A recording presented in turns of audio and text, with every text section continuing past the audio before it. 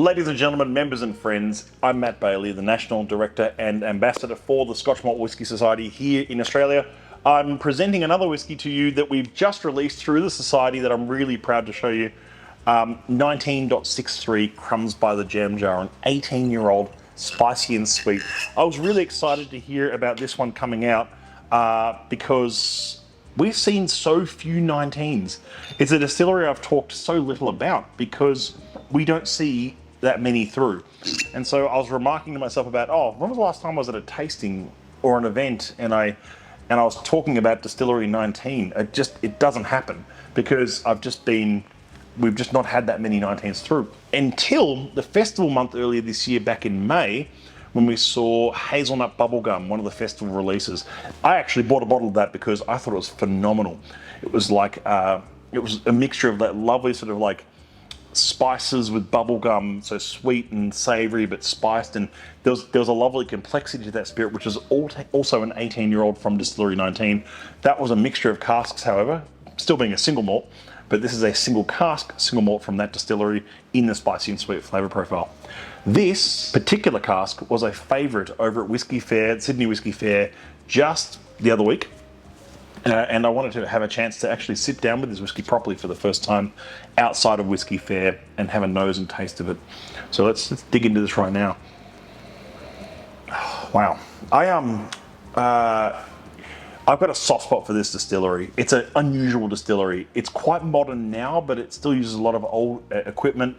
They used to have a greenhouse on site that they'd make tomatoes with. From the refuse water of the distillery. It was all this weird era in the 80s for them. They used to do a lot more peated runs as well at this distillery, which they don't do so much anymore. They do, I think, one peated run a year at the moment. And I was reading that it's 100% of their output from this distillery, I couldn't tell you what distillery name it is, goes into single malt whiskey rather than anything sold to blenders, which I find unusual because we see so little of this as a single malt in Australia, at least. And it might be more popular in the US or somewhere else, I don't know, but you don't see much of it here, which I think is a real shame because it's one of those distilleries I would characterise as being an old school whiskey style. And when I say that, I'm also referring to distilleries, if you're a fan of, say, Distillery 70 or Distillery 125, or even Distillery, I'd say even Distillery 6, you're gonna love this kind of spirit. It's that it reminds you of sort of a whiskey of yesteryear, almost always in their spirit character. So how does that behave after 18 years in a first fill ex-bourbon barrel? On the nose, I mean, the nose is just exactly as it says on the bottle. It says Crumbs by the Jam Jar. I'm getting that sort of shortbread, sugary crumbs, that really cereal-driven sort of shortbread, but right next to a jar of, say, blackberry jam. Very jammy nose, but hugely complex as well. A lot of spice in there. The lovely cereal character just shining through a bit on the edge.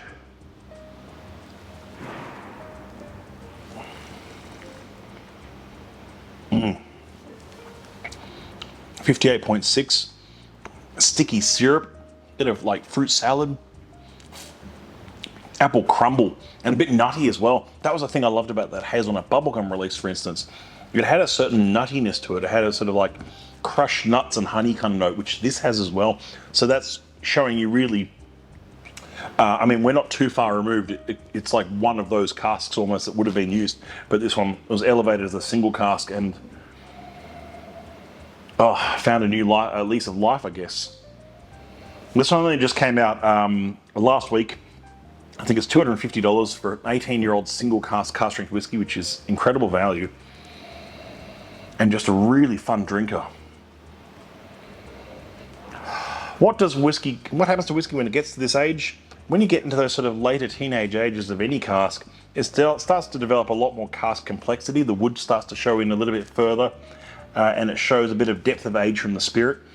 Something like Snickerdoodle or some of the, I guess, younger releases from Outturn, you'll find have a lot more spirit complexity. The spirit complexity is still here, but it's just carried forward in this lovely bouquet of flowers and tropical notes and crushed nuts and honey. That's lovely. I'm going to try it with just a drop of water. It's 58.6. If it tames itself a little bit here. That's fantastic. It's almost the water's just brought a slight herbal note.